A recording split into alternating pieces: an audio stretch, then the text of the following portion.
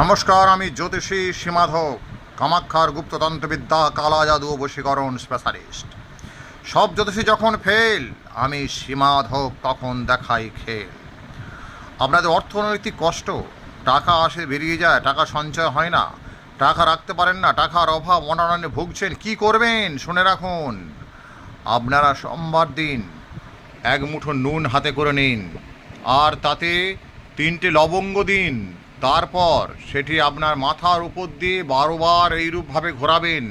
ঘোরাবার পর কোনো ফাঁকা জায়গায় গিয়ে সেটিকে ফেলে দিন।